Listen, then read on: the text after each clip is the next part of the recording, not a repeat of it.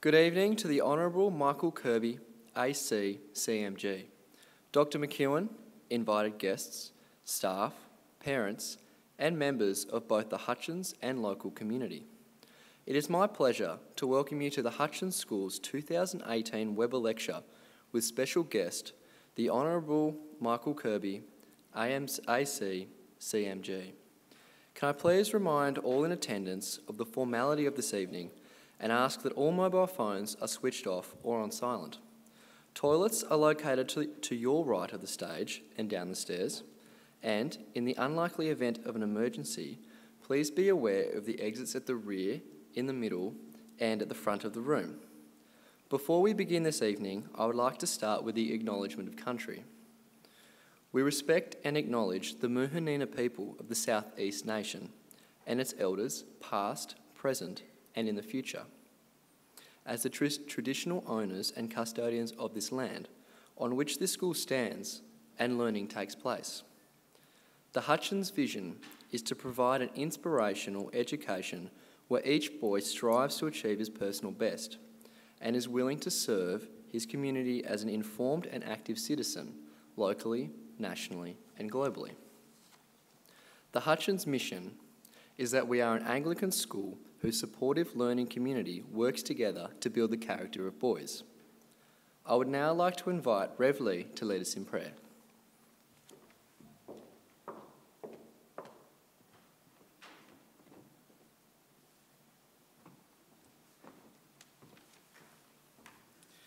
Let us pray. Heavenly Father, we thank you for the Weber Lecture Series, an opportunity that we have been gifted to gift to others. We thank you for the opportunity of bringing distinguished individuals, nationally and internationally, to our small corner of the world. And tonight, we especially thank you for the work of Michael Kirby and his ongoing struggles in bringing us into awareness of the needs of a greater world. We thank you for his tremendous impact over the years in both law and intellectual life of our country, and continue to pray for him as he forges forward new ideas for our identity together. We ask for blessing on him.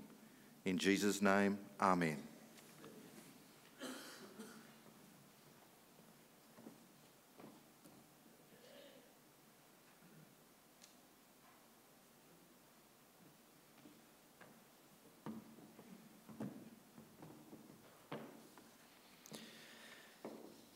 The Chairman of the Hutchins School Board, Mr Jean Fair, and fellow board members, immediate past Chair, Professor Marcus Howard, Mr Andrew Walker, the Hutchins School Old Boys Representative, Mr Michael Seddon, Dr Adam Forsyth, Principal of our sister school, St Michael's Collegiate.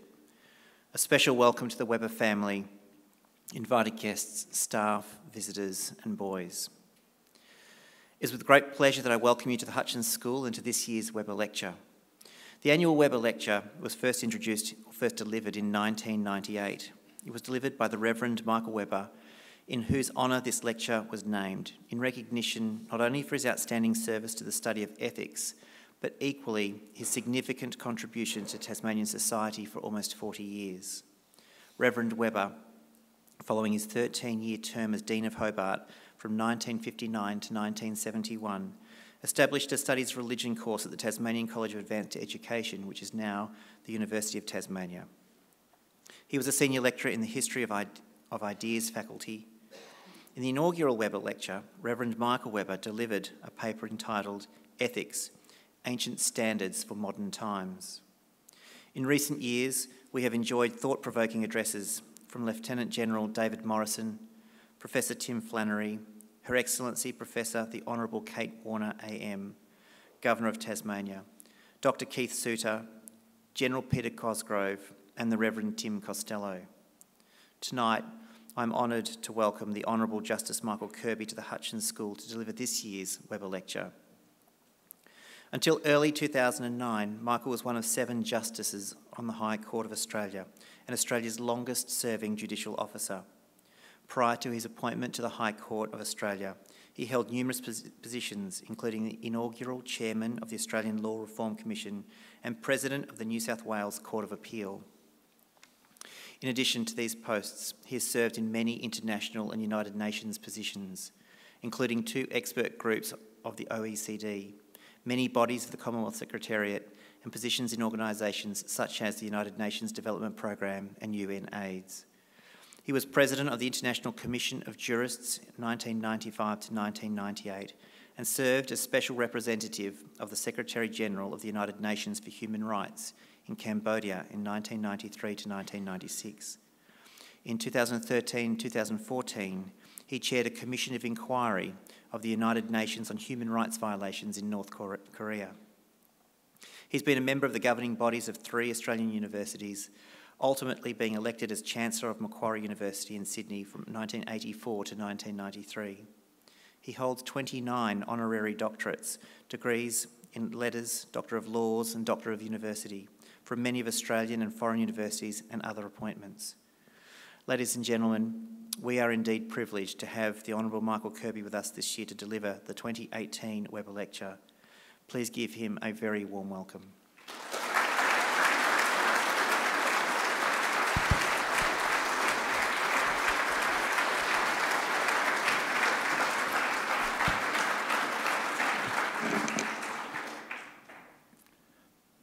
Thank you very much, Headmaster, for that welcome, and thank you all for coming out tonight, though in all truth the subject which has brought us together is a subject of great importance, and it's therefore one on which I'm always happy to speak, and it's a good thing that you're here to listen and to ask questions, because unlike in North Korea, this is a country in which people who like to think they're still in authority can be brought down a peg or two by their fellow citizens asking questions and demanding answers.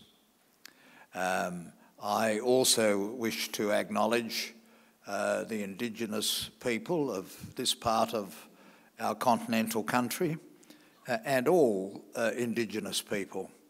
Tomorrow, I will be taking part at the Parliament of New South Wales in a response to the statement from the heart from Uluru, which was signed a year ago by 150 Aboriginal and Torres Strait Islander people from all over the country, seeking to have their voice heard more effectively in the federal parliament.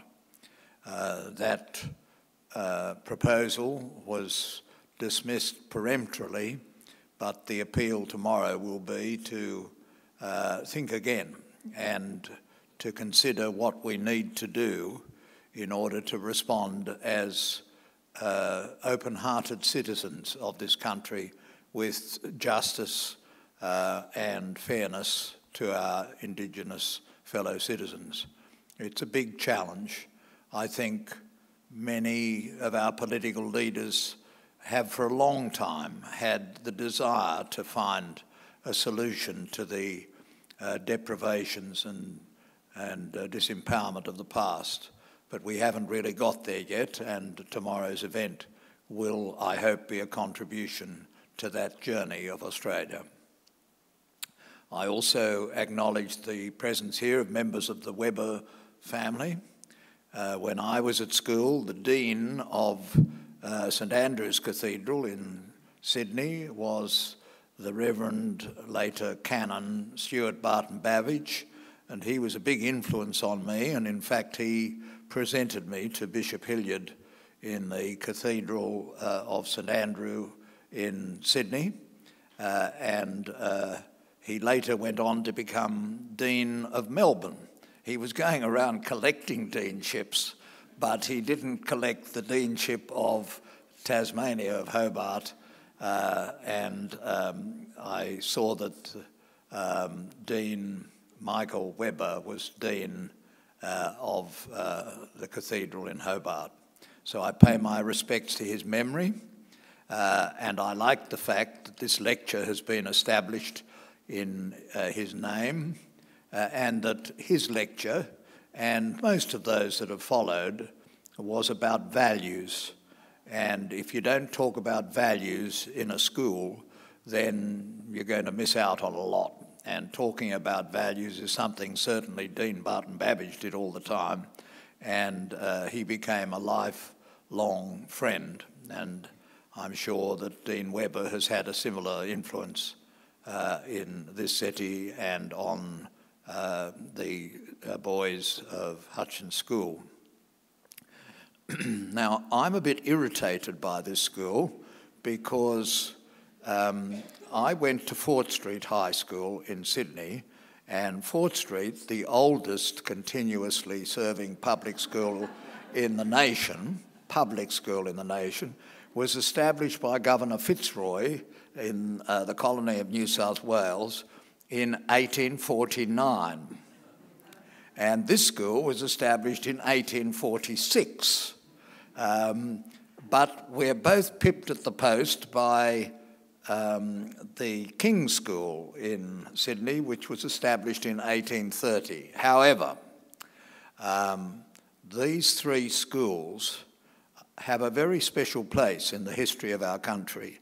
There aren't many schools that can look back over 170 years and celebrate service to education, service to learning, service to prepare people to be servants of the people and to spend their lives trying to make a better country and a better world. And I had the privilege this afternoon with the assistance of Fergus and of the headmaster to speak to the boys, the senior boys in the school. They asked a lot of very good questions, and the talk was about values. And I hope that this audience, which comprises some parents, citizens, friends, and some of the students of the school, will be thinking of curly questions that they can ask during my observations, so that we have a period for Q&A at the end of my remarks. In order to understand the situation that has arisen in North Korea, it's necessary to do what the report of the United Nations Commission of Inquiry did, to begin with history and to begin with an understanding of where North Korea has come from and where it is at the moment and where it should go. Where it has come from is a distinctive culture in East Asia, which geography had placed jutting out in a peninsula between two very powerful and often hostile countries. Japan, the Empire of Japan, and China, the Empire of China, later the Republic of China. Those two countries were frequently at war, and the Korean Peninsula was the place where they had some of their most gruesome battles. There was an emperor of Korea who had a long lineage, and they boasted of a kingdom, empire that ruled the whole of the peninsula for at least 1,000 years and probably more.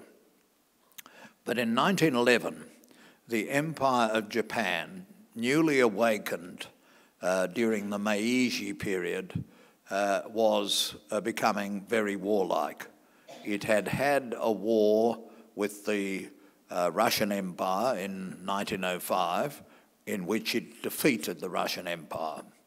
And in 1911, it had a war with Korea, and it invaded Korea.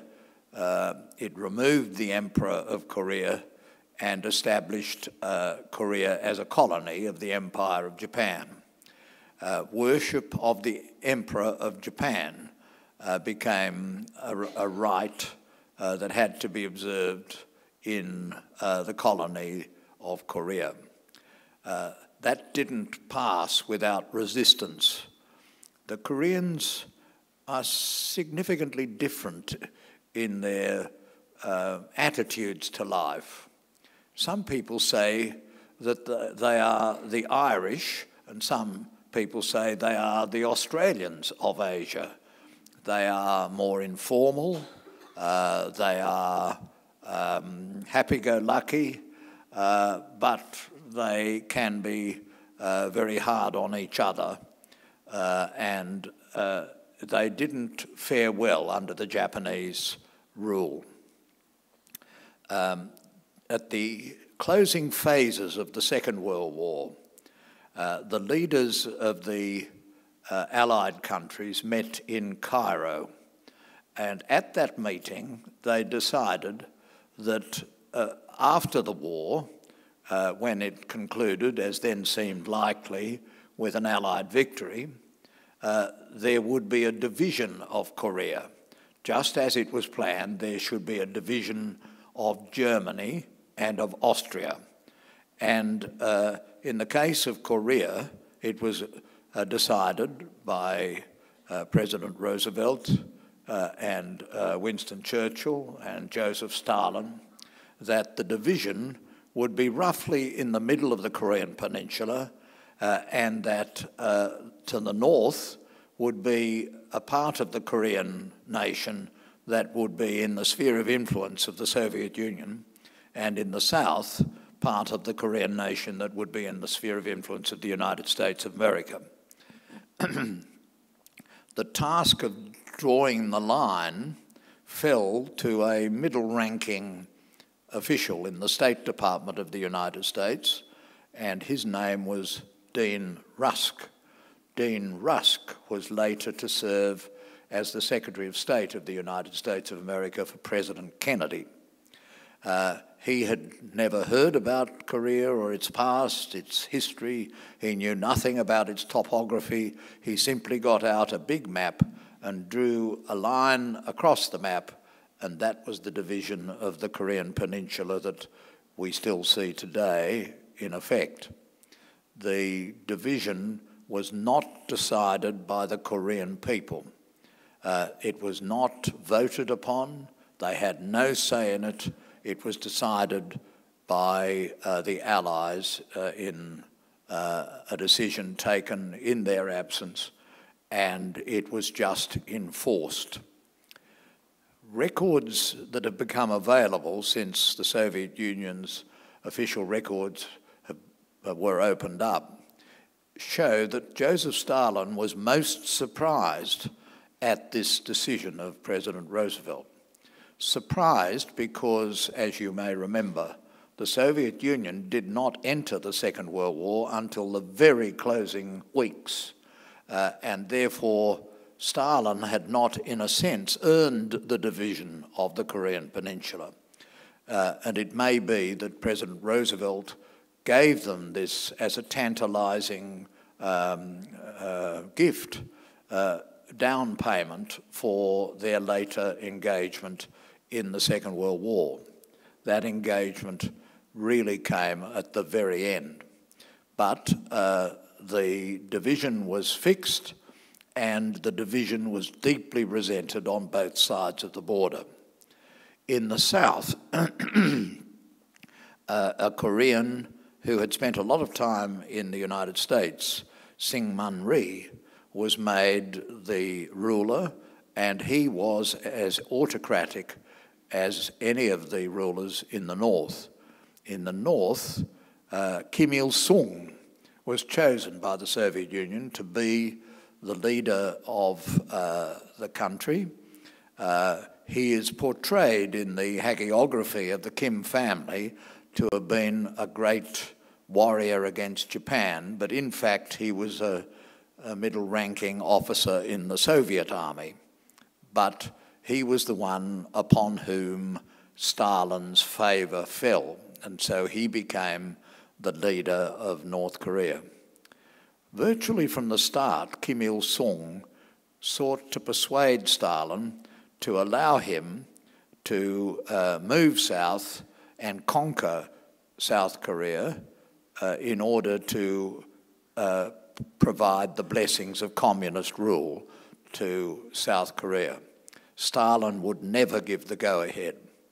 But by 1949, when I was in 4th class at school, looking up at the speaker in my classroom at North Strathfield Public School in Sydney and listening to H.D. Black telling the students of the advance of the Red Army to overcome Chiang Kai-shek and to establish communist rule in China. When that happened, the efforts of Kim Il-sung to have a war with South Korea increased. And in the end, worn down by this repeated demand, Stalin said, "All right, but be it on your own head. I won't lose a single Soviet soldier for you." And so Kim Il-sung in 1950 attacked South Korea, crossed the border and plunged south, and immediately had enormous success and was virtually right down to the coast at the bottom of the peninsula when a decision was made in peculiar circumstances by the Security Council of the United Nations for the United Nations to respond, to set up a force, and for that force to go quickly to Korea under the United Nations flag and to try to repel Kim Il-sung's forces from North Korea. The force was led by General Douglas MacArthur. There were Australian soldiers in large numbers fighting in the force. The battles were bloody. The landscape was mountainous and hostile. The weather was dreadful. The losses were enormous. But then General MacArthur engaged in the most remarkable amphibious landing. It was quicker and more immediately successful than Normandy. He landed at Incheon. Incheon is where the airport of Seoul is now found. He went around and at the back of the North Korean forces down the bottom of the peninsula. And they then hurriedly had to try to get back to North Korea. They suffered great losses and they were chased into North Korea. Instead of stopping then, how different human history would have been had General MacArthur stopped then. And some say, contrary to the instructions of President Truman, MacArthur chased the North Koreans back north and got almost to the Yalu River at the very north of Korea and was, on some reports, intending to cross into China to restore the Chiang Kai-shek regime, which the United States was supporting on the offshore island of Taiwan. But in the end, General MacArthur was relieved of his command, brought back to the United States, and the Chinese sent a huge brigade of volunteers into the Korean peninsula, one of whom was the son of Mao Zedong, who died in the ensuing battles. Those volunteers drove the United Nations forces back virtually to the border that had existed before the war began. And that led ultimately in 1953 to an armistice. That armistice drew a demilitarized zone. That demilitarized zone remains the border between North and South Korea. There was never a peace treaty to finish that war. There was never peace between North and South Korea. Each side blamed the other, and each side hated the other. North Korea especially hated the United States of America, and particularly General Curtis LeMay. LeMay had been a participant in the carpet bombing that finished the Second World War in Germany. And carpet bombing with the use of napalm and a devastating destruction of North Korea was the way the Korean War finished. If you want to know why there has been such hostility to the United States of America in Korea, it is because they were the principal fighting agents of the Korean War, and they did terrible destruction in North Korea. South Korea also suffered greatly, but North Korea suffered more profoundly, and the consequence was a great hatred and distrust of the United States of America. Over the years following the armistice, reports came out repeatedly of terrible wrongs that were happening in North Korea. And these involved wrongs against the Universal Declaration of Human Rights. Normally, that would lead to the establishment of a special rapporteur to investigate those wrongs. And a special rapporteur was appointed, but he was not permitted to go into North Korea, even though North Korea was a member state of the United Nations and was urged to permit access by the Human Rights Council. Eventually, in 2013, the Human Rights Council established a commission of inquiry. That is a step up from a special rapporteur. The commission of inquiry was made up of 3 persons: Marzuki Darusman, the former Attorney General of Indonesia, Sonja Basurko, an expert from Serbia on genocide, a matter with which Serbia had some acquaintance, and myself as the chair of the Commission of Inquiry. We conducted our investigation. We were not permitted to enter North Korea, but we never expected we would be permitted to enter. We had absolutely no trouble in getting evidence, and we decided to conduct our inquiry in public, something that normally the United Nations doesn't do. That inquiry led to public hearings which were placed on the internet, and you can Google the United Nations Commission of Inquiry on North Korea, and they're still there, and they'll be there until there is accountability and transparency for the great wrongs that are recounted in them. The wrongs include establishing a political regime which is contrary to the United Nations charters, which is totally repressive, allows no opposition point of view, controls the media, worships the supreme leader, and doesn't permit religious observance, and has inflicted starvation upon millions of people in North Korea, has been cruel especially to women and to minorities, and is probably the only, or certainly one of the only totalitarian states, properly so called, in the world today. It is a Stalinist state. It is a leftover from earlier times, and presiding over this state is Kim Jong-un, the third of the generation of the Kims, the grandson of Kim Il-sung. The regime has the paraphernalia of a state, but in fact it is an elite gathered around the Kim family which rules for their own advantage and whose oppressive regime is described in detail in our report. When the report was given to the United Nations, it acted with speed. The United Nations immediately placed the report before the Human Rights Council, which overwhelmingly, by one of the biggest votes, adopted and accepted the report.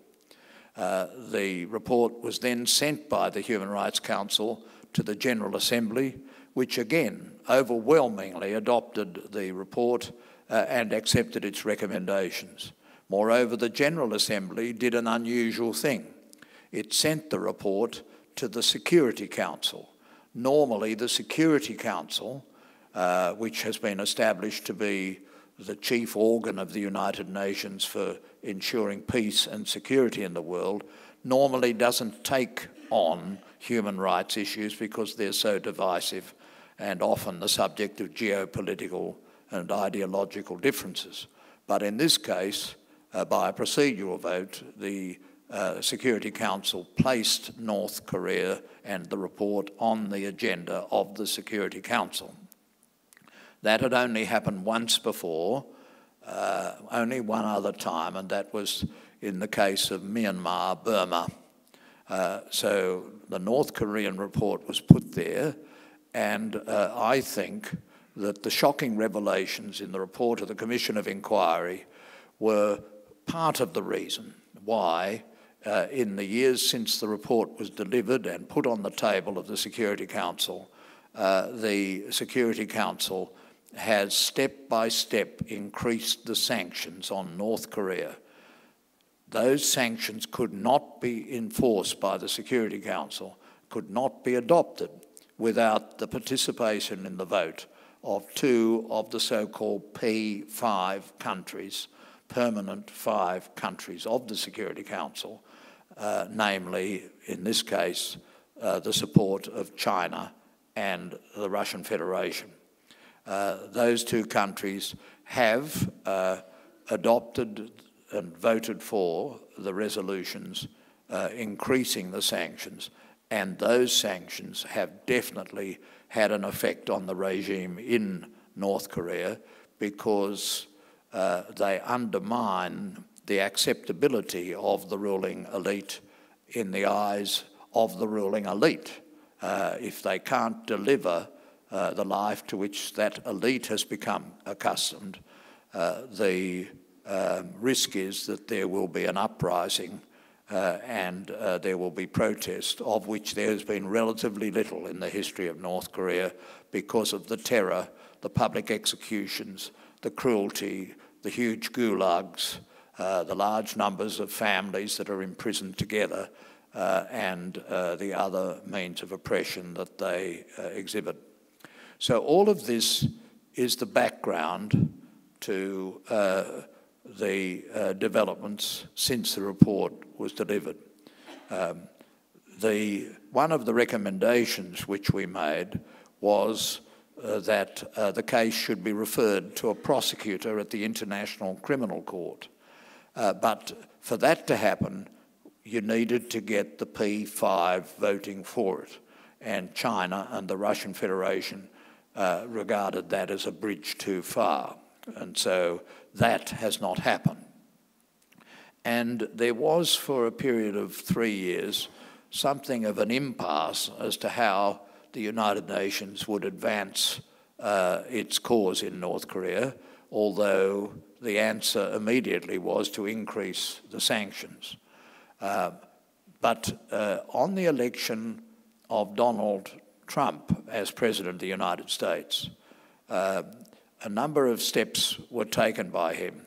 In his first speech at the General Assembly, so far his only speech there, he promised that he would rain fire and fury on North Korea. Now, that is frightening enough, given America's supply of weaponry, but it was particularly frightening to North Korea in view of the way in which they had been carpet-bombed and suffered greatly in the Korean War. As well as that, he said that if they attacked the Allies or the United States, it would be the duty of the United States to retaliate and to lay bare North Korea. and that in turn triggered memories of the Korean War. And so eventually suggestions were made that President Trump and Kim Jong-un should meet. There was a difficulty with that, and the difficulty was that successive American presidents, Republican and Democrat, had refused to meet a country that was seeking to possess nuclear weapons unless that country gave an undertaking that it would comply with three requirements. First, that its denuclearization would be comprehensive. Second, that its denuclearization would be verifiable. And third, that its denuclearization would be irreversible. Comprehensive, verifiable, irreversible. They were the standard US requirements for Iran and for North Korea. North Korea has never given that requirement, and it never got its wished-for meeting with the President of the United States.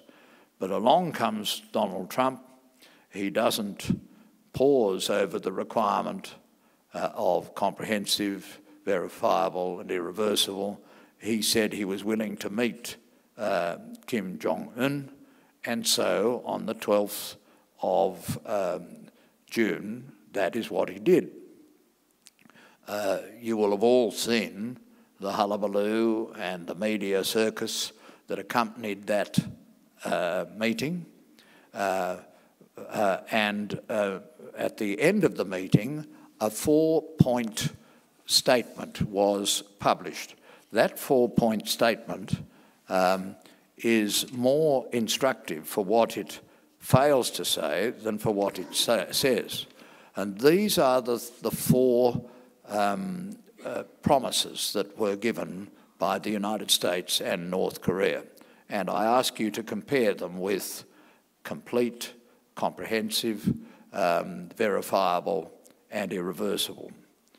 1, the United States and the DPRK commit to establish a new US-DPRK relations in accordance with the desire of the people of the two countries for peace and prosperity. Well, that's a very general statement, but it's pretty harmless. 2, the United States and the DPRK will join their efforts to build a lasting and stable peace regime on the Korean Peninsula. 3, reaffirming the 27th of April 2018 Panmunjom Declaration with South Korea, the DPRK commits to work towards complete denuclearization of the Korean Peninsula. Complete denuclearization of the Korean Peninsula uses the first of the requirements, complete. But it doesn't commit to complete denuclearization. It commits to work towards complete denuclearization. And it doesn't commit to denuclearization which is verifiable and irreversible. Those two adjectives have been dropped from the agenda. And 4, the United States and DPRK commit to recovering prisoners of war missing in action remains, including the immediate repatriation of those already identified. And I read in the emails today that Mr. Pompeo is arranging to accompany a large number of coffins which are being sent to the Korean Peninsula for the bodies of the missing in action and prisoners of war that are now available. There was no mention in the 4-point declaration of human rights in North Korea. There was no mention of accountability for human rights wrongs. There was no mention of accountability, which the world has promised, for accountability for crimes against humanity, which the Commission of Inquiry found. And the only human rights-like provision is the human rights of returning the bodies of soldiers long since dead. It seemed as if the only human beings whose human rights were being respected were those who were safely and long since dead, and that the human rights of the here and now of the people in North Korea and the people who suffer were not dealt with. I have to admit to you that I feel torn between a feeling of excitement and satisfaction that something so serious as the possession by North Korea, a state without a proper infrastructure of government and with checks and balances, their possession of at least 20 nuclear warheads and of increasingly sophisticated missiles which have astonished the Western observers, that to deal with that problem is itself a human rights challenge, because there's nothing so final as the human rights of a person who is subjected to nuclear weapons, and therefore it is a human rights issue. But it isn't dealt with in any real way in the statement by the President of the United States and the Chairman. How they will now work towards, by what pace they will work towards, whether there will be verifiability, something North Korea has never allowed, and it never allowed the Commission of Inquiry to go in. It would have been so easy for North Korea to confront the findings we made that there were at least 120,000 people in the gulags, the detention camps of North Korea, by just allowing United Nations inspectors to go in there and check in the places which our witnesses very specifically identified as places where the gulags were, but they wouldn't agree to it. They have never agreed to verifiability. And so this is a real sticking point. Will they agree? Well, it's not at all certain. Will it all end in tears? That's not at all certain either. Is it a good thing that they met? I think it is a good thing that President Trump and Kim Il-sung met. Is it a good thing that they met without the three preconditions? Well, if the three preconditions were such that there would never be a meeting and therefore there would be a lost chance to explore and follow up the removal of this tremendous danger, then I think that was a risk worth taking. Is this a hopeless agreement without any real substance, as a former ambassador of the United States in South Korea said today? I think it may prove to be, but then we have had a chance to explore something which addresses the fearful danger of nuclear weapons or nuclear retaliation. And so that is where stands the report of the Commission of Inquiry. I wish I could come to you and give some definitive assurance. I don't think anybody knows exactly what's going to happen. I don't think Donald Trump knows what is going to happen. He has a great confidence in his ability as a deal maker. But if you examine the deal that was actually made, it doesn't look on the objective face of things to be a very big and clever and brilliant deal. But at least he got himself and Kim Jong-un to a table, and at least they've had discussions. It seems as if Kim Jong-un greatly wanted it. It seems on the face of things that he has outsmarted Mr. Trump by getting the president without the three preconditions. It seems as if China, which didn't want North Korea to disintegrate, has possibly saved its bacon.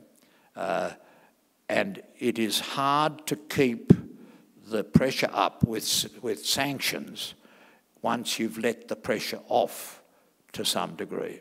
And therefore that is a risk and a challenge that we face as they work towards. Work towards is a very soft promise, and whether working towards will lead to change remains to be seen.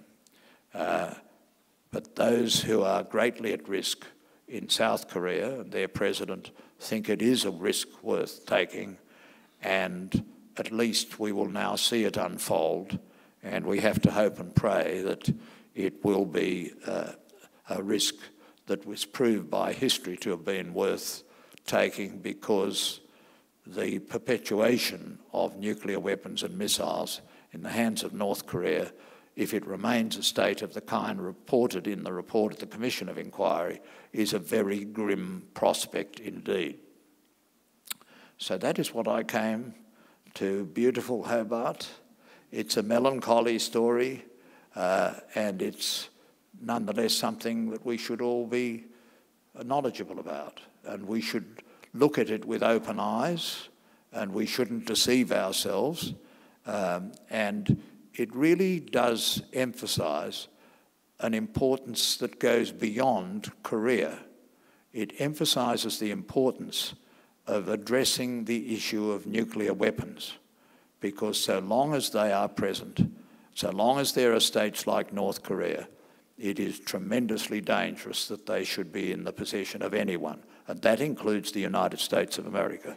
And therefore we, as a species, looking to the future, thinking of the students who are in this great school, thinking of our fellow citizens, thinking of ourselves and our own families, we have to think freshly, and that really is the challenge that lies ahead of us after Singapore, 12th of June 2018.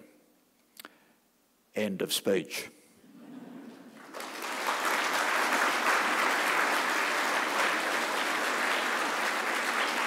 Now,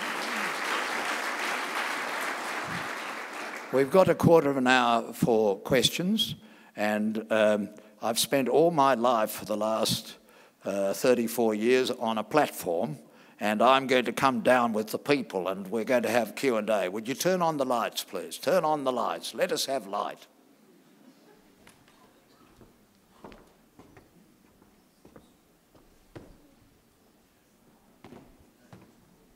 Okay, now, are there any questions or any comments? You don't have to agree with what I've said. I'm not a judge anymore. I won't send you to prison. No contempt of court. Hello, thank you for that speech. I found it very interesting. Now, having read some books from North Korea by those who have escaped, how do you think the North Koreans will be after having seen the two leaders meet after many years of hate against the United States? Well, there are some people in the West who don't particularly like Mr. Trump. So I don't know. Does anyone know how much the people of North Korea have seen of Mr. Trump? I think what I've seen are people in the underground in Pyongyang looking at posters with photographs of the Supreme Leader and with Mr. Trump. I think material is fed up to them which is very carefully digested. They only get what A, it is thought useful to them to have, and B, that which shows their leader, their Supreme Leader, who is not a godlike figure, but a very special figure from a very special family. And that's all they get. So the total control of the media is something which North Korea controls in a way that neither Donald Trump nor Moon Jae-in, the president of South Korea, nor even Malcolm Turnbull controls in the same way as Kim Jong-un. Any other questions? Yes. One of the students has a question. Now, this one will be a curly one. Yes. You asked a question this afternoon. You're good. This is good. A questioner. Go. Would you say that... hold it up. It's not a lollipop. You've got to hold it like that. Would you say that removing the requirement that the Security Council needs to approve a prosecutor to prosecute someone who is suspected of committing crimes against humanity be an effective way of combating further crimes against humanity, because people see that they're actually being prosecuted and then being punished for it? Well, as to whether Kim Jong-un will be prosecuted or whether there will be transparent accountability for the crimes against humanity put forward in our report, we were not a court. We did not try anybody. We didn't have the power to try anybody. What we said was there is enough evidence here on reasonable grounds to put this in the hands of a prosecutor of the International Criminal Court. As well as that, I wrote a letter as the chair of the Commission of Inquiry. It's a letter which is attached to the Commission of Inquiry report, in which I warned Kim Jong-un that there is a doctrine in international law called the Command Doctrine. And the Command Doctrine says that if you, being in command of the forces of the state that can prevent crimes against humanity, fail to use your power of command, then you can yourself be liable for the crimes against humanity that ensue. And so some of the United Nations said, don't do that. We've never sent a letter like that to a head of state. And I said, he's not a head of state, but I know enough about due process to know that if somebody is being accused in an inquiry and they have not been given the material so that they can comment on it or correct it if they wish, that is a breach of due process. So we did it, and he got that, and so he has been warned. But this is the real hard point, and this is why I feel torn. On the one hand, I believe that the world should fulfill what it promised after the Holocaust. What it promised after the Holocaust was where there are crimes against humanity, which are not just human rights abuses. Every country, including our own, has human rights abuses. But crimes against humanity are human rights abuses that shock the conscience of humanity. And where there are crimes against humanity that shock the conscience, the world promised that it would always move in and render those guilty accountable. And that we are not doing. But if we did it, would it then become impossible to deal with the nuclear weapons and missiles? So that's the new factor, that's the new problem, that is the issue that tears supporters of universal human rights. But we don't make the problem easier by not talking about it and not addressing it, and not having any mention at all of human rights in the 4-point declaration. Any questions over here? Yes. Thank you. Is there any correlation between what you talked about in terms of the 3 conditions and the United States withdrawal from the UNHCR? Question 1. And question 2, do you think the United States really wants to entertain another Asian war? Well, it's a United Nations-involved war that has never really legally finished. It has finished not in a peace treaty, but in an armistice. And one of our recommendations was that they should move to a peace treaty in order to bring it to a conclusion. You can't even post a letter from North Korea to South Korea or South Korea to North Korea. You can't pick up the telephone and speak to somebody just across the border. The roads are still there that lead into North and South Korea. There's just this demilitarized zone, which was one of the most heavily fortified areas on the surface of the earth. And don't think that Kim Jong-un, who seems such a pleasant chap at the meeting in Singapore, and his sister seems positively modern and attractive, and just keep in mind, please, that within a few months of his accession to his father, he had murdered the uncle by marriage, Jian Song-tek, who was reputed to be the person in North Korea who was second or third with power, who wanted Korea to go down the China path, and he was killed. And his half-brother, Kim Jong-nam, was killed at Kuala Lumpur International Airport, reportedly on the orders of Kim Jong-un.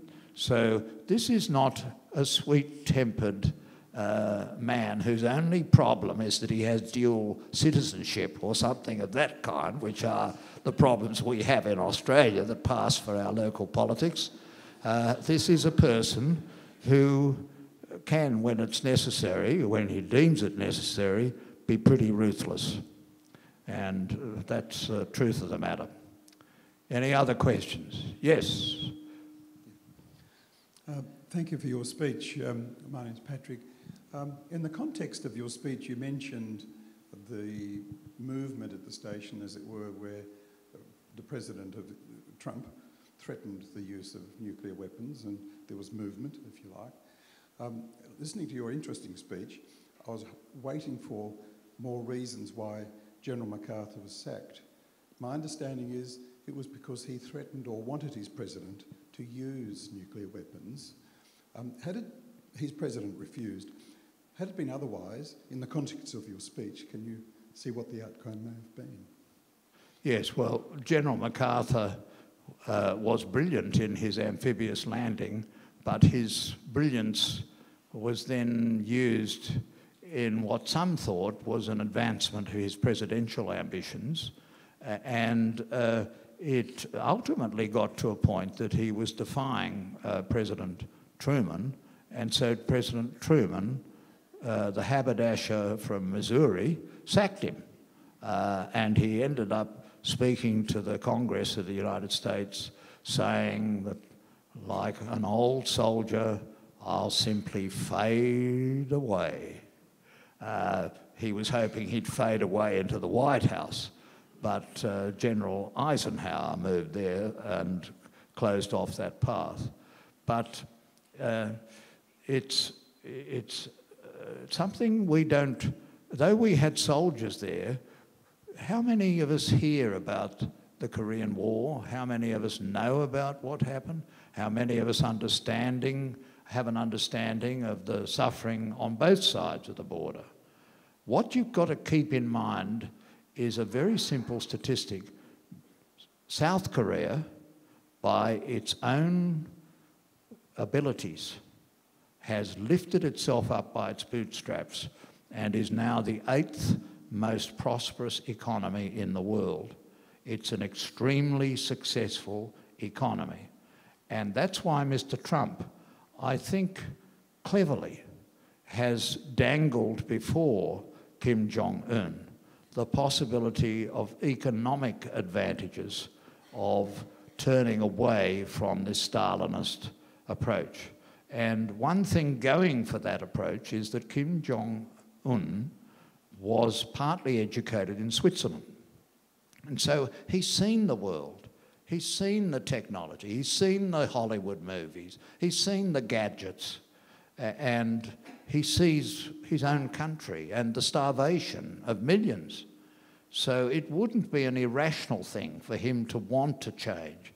And we have to pin a lot of hopes on that fact.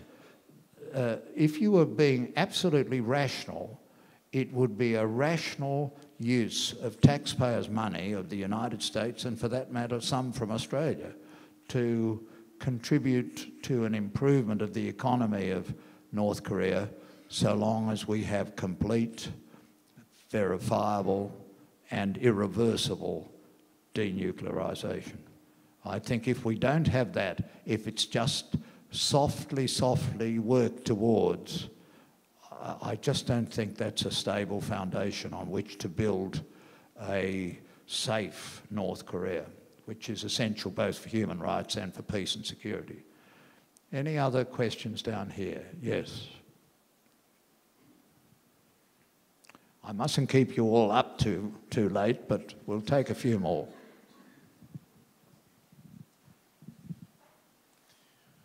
Thanks. As long as it remains perhaps non-unified and without elections, China probably stands to gain a lot from having a more capable ally in North Korea. So why do China and Russia not have an interest in Kim Jong-un being perhaps prosecuted? Well, I think China does have an interest. China, don't forget, I repeat, China voted for the sanctions. China voted for the increase in the sanctions.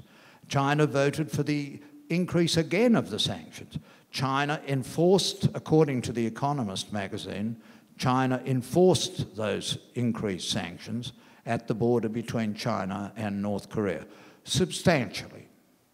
And therefore, China has played the role that it should play. Why did those 5 countries get that special vote, the veto? They got it because they would not have joined the United Nations if they hadn't got it. They were the great powers. But North Korea is not a great power. North Korea is a country of 24 million. It's got roughly the same population as Australia. It's got a hopeless economy. It's got a partly starving population. It does have rich mineral resources. Before, when the Japanese ruled North Korea, the north was the industrial part, and the north was the part where there are mountains and there are minerals, including uranium. The south was the breadbasket. And this is another step of the amazing development of the Republic of Korea, South Korea. They have, by their bootstraps, and in a democratic system, they have really built an amazing digital economy. And if only the 2 Koreas got their act together, don't you think this is a little bit like Israel, Palestine, Lebanon? If they got their act together, they'd certainly run the banking industry, and they might even do a better job than our Australian bankers, though, of course, we don't know about that. I leave that to my former brother, Justice Hayne. Any other questions? Yes.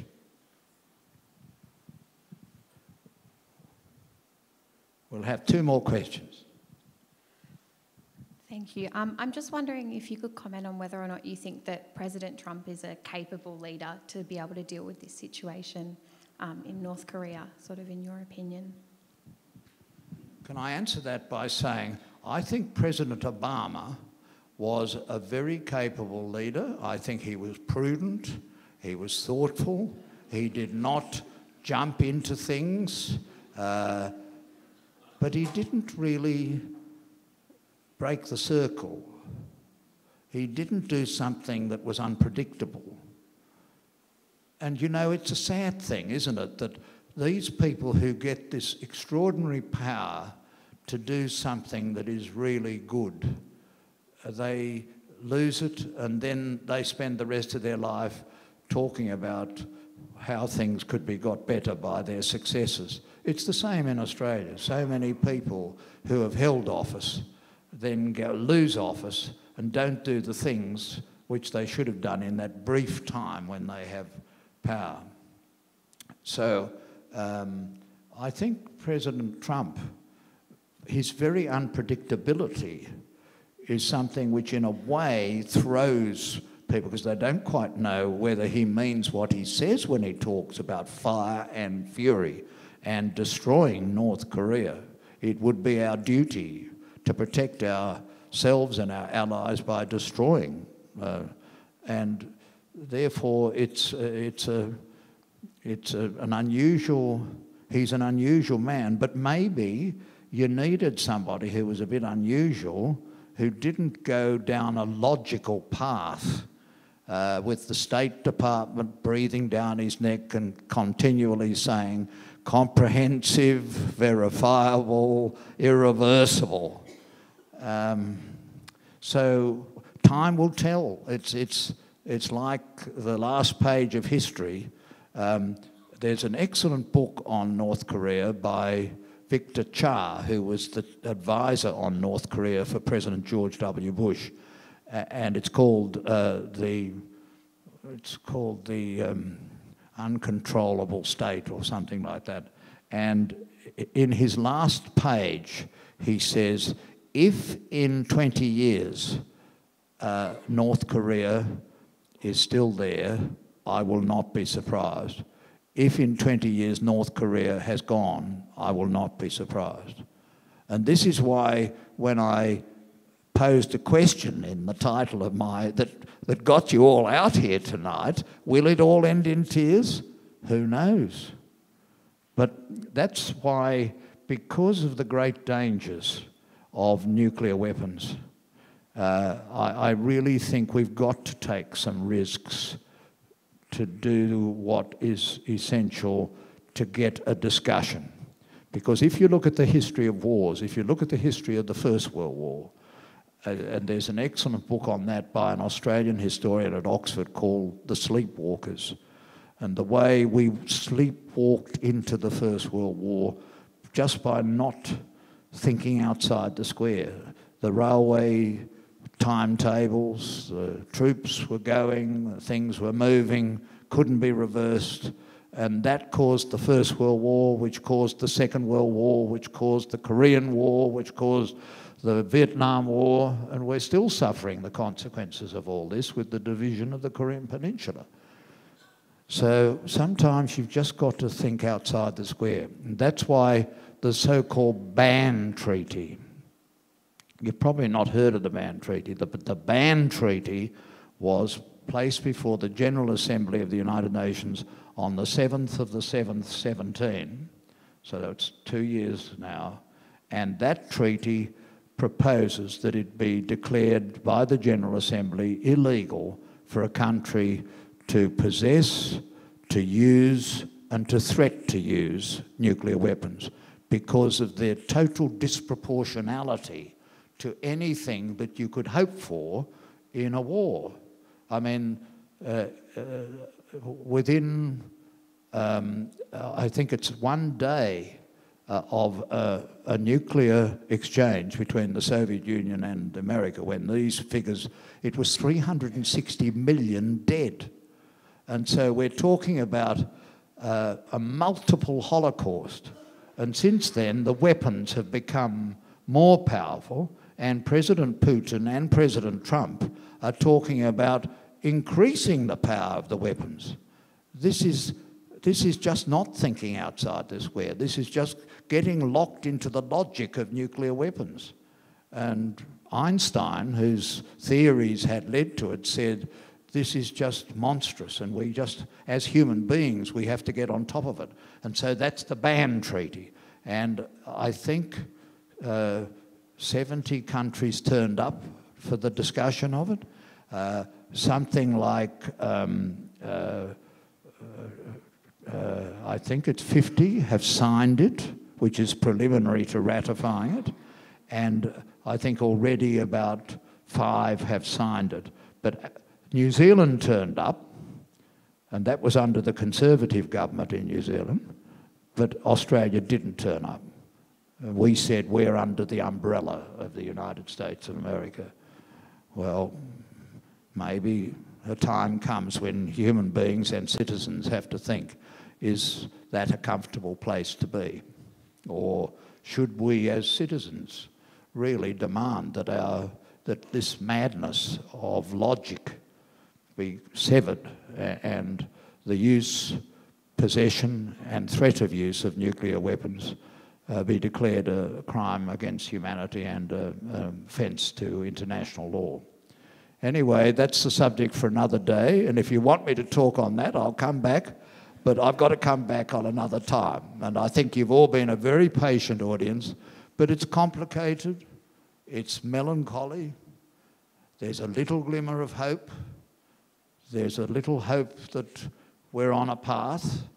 We just have to hope that rather unpredictable forces that have been let loose will move on to something which logic and rationality, which are the great blessings of our consciousness, logic and rationality, we have to hope that they lead on to peace with safety and with human rights. And we'll know whether they did or didn't next time I'm down here. Thank you.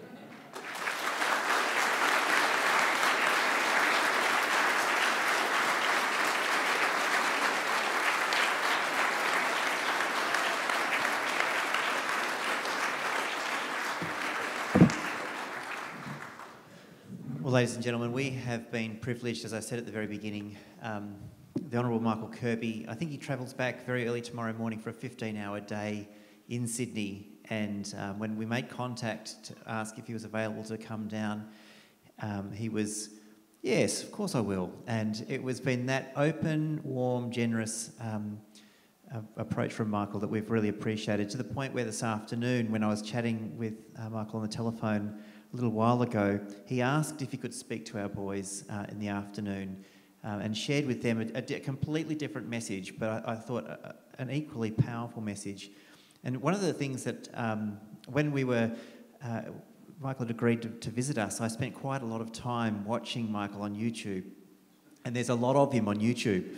And in fact, one of them was to do with a debate that you had with someone from North Korea, and it was quite a fierce one, and I was quite proud that we had such a strong voice on this international panel. One of the things that Michael said, which will stick with me, I think, forever, and one of those YouTube clips was, because we know that he's such a strong intellect and advocate for human rights, but he said that you can judge a society by the way it treats its unpopular minorities. And he went on to talk about respect for difference and for all of the different things that we as a society, the diversity that makes us so rich, that as a society we can be judged by the way we treat the unpopular minorities. And he went on to talk about what those popular minorities were. And then this afternoon shared a very similar message with our boys. We have a generation of young people now going through our schools that have a chance to help shape our future in such a way that when they have the voices of Michael Kirby and the like speaking to them, we're in very good hands. So can you please join with me in thanking Michael one more time for his generous gift tonight.